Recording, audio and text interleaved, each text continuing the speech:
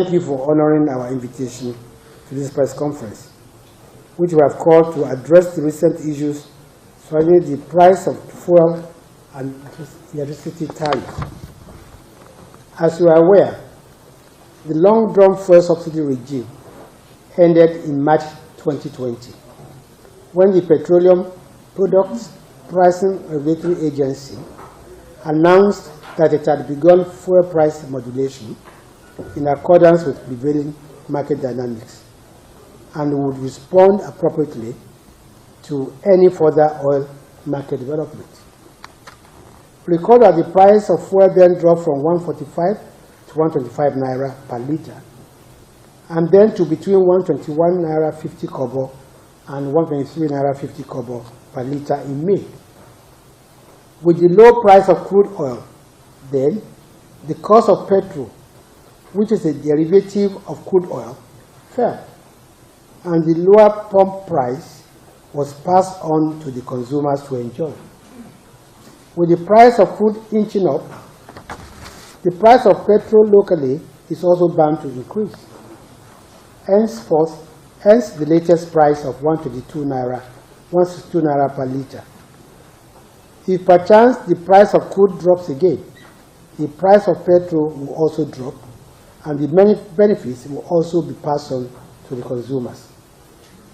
The angry reactions that have greeted the latest prices of premium motor spirit (PMS) are therefore unnecessary and totally mischievous.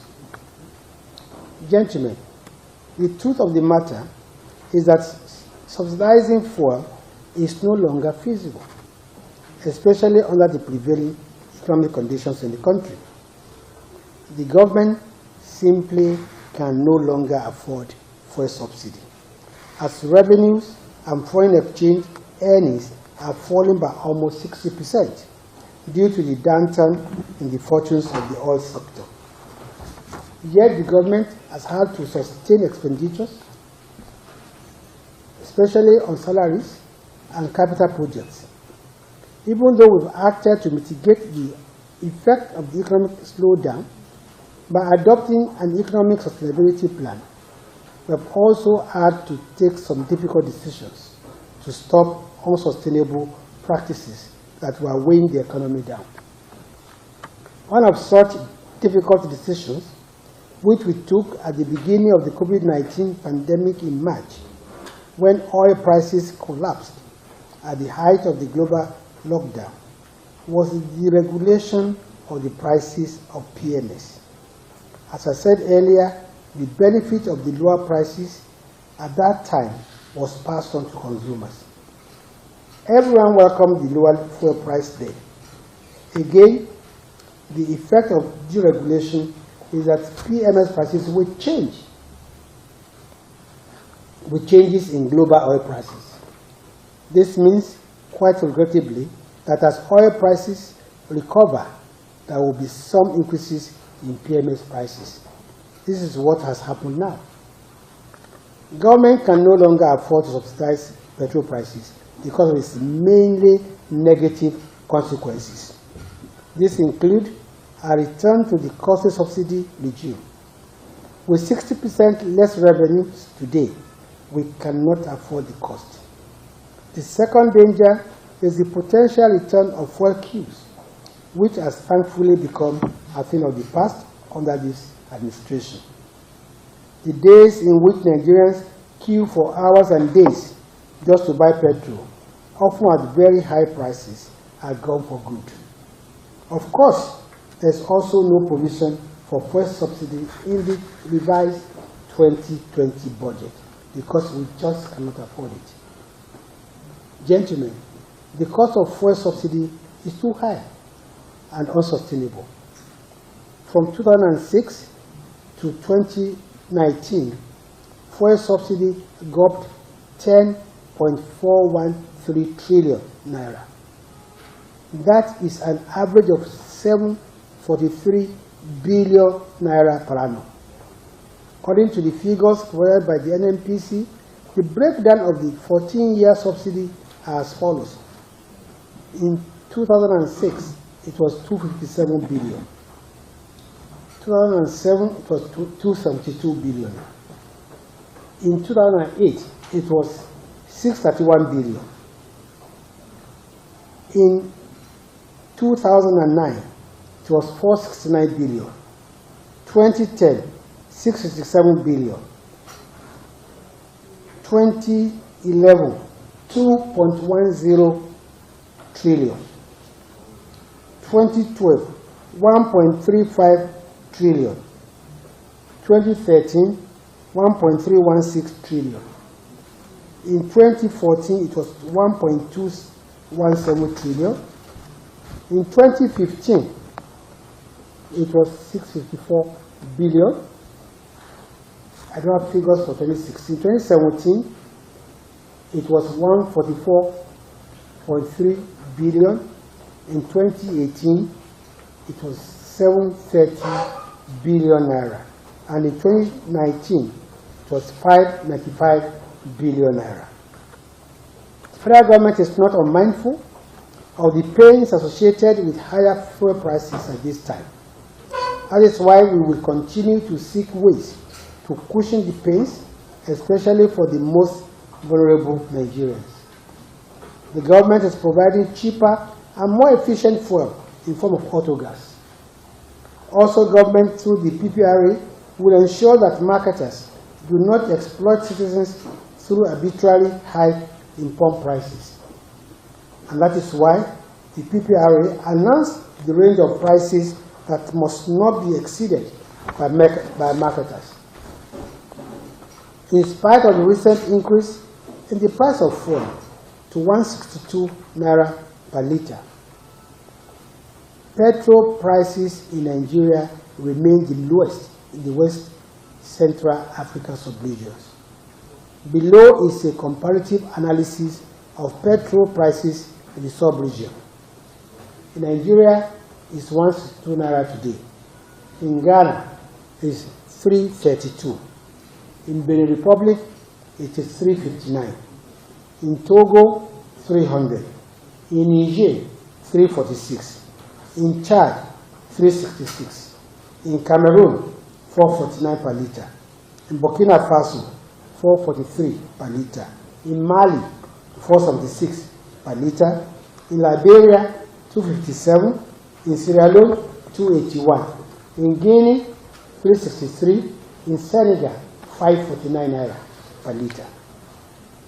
Outside sub-region, petrol sells for 211 naira per litre in Egypt and 168 naira per litre in Saudi Arabia. You can now see that even with the removal of subsidy, fuel price in Nigeria remains the cheapest in Africa. Electricity tariff.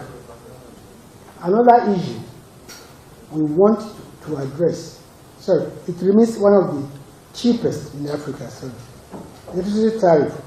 Another issue we want to address here today is the recent service-based electricity tariff adjustment by distribution companies, popularly known as DISCOs. The truth of the matter is that due to the problems with the largely privatized electricity industry, the government has been supporting the industry.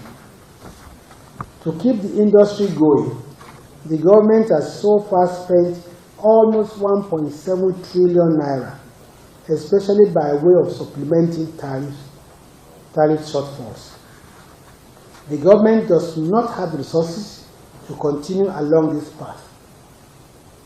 To borrow just to subsidize generation and distribution, which are both privatized, will be grossly irresponsible. But in order to protect the large majority of Nigerians who cannot afford to pay cost-reflective tariffs from increases, the industry regulator, NERC, has approved that tariff adjustments are to be made, but only on the basis of guaranteed improvement in service. Under this new arrangement, only customers with guaranteed minimum of 12 hours of electricity per day can have their tariff adjusted. those who get less than 12 hours supply will experience no increase. This is the largest group of customers. Government has also noted the complaints about arbitrarily estimated billing.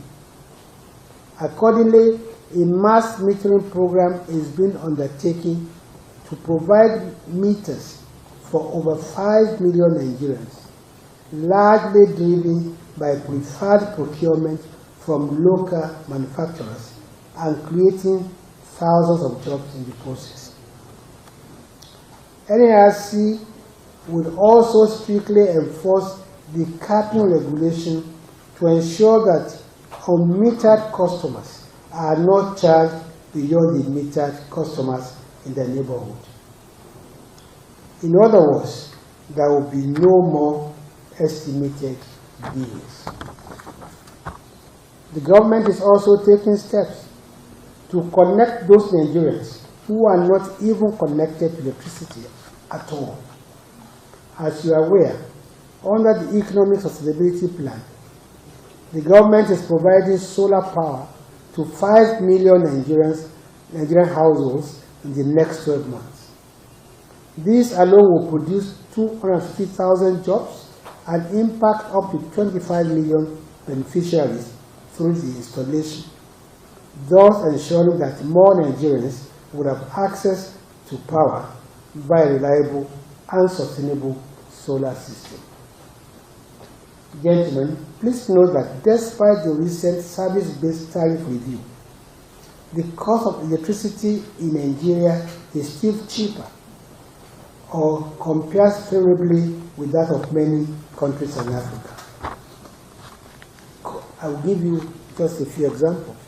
Cost in Naira per kilowatt per hour in some African countries. Nigeria is 49.75 Naira. Senegal is 71. Guinea is 41. Sierra Leone is 106. Liberia is 206. Niger is 59. Mali is 88. Burkina Faso is 55 Naira. And Togo is 79 Naira. Gentlemen, the timing of these two necessary adjustments in the petroleum and power sector has raised some concerns among Nigerians. This is a mere coincidence.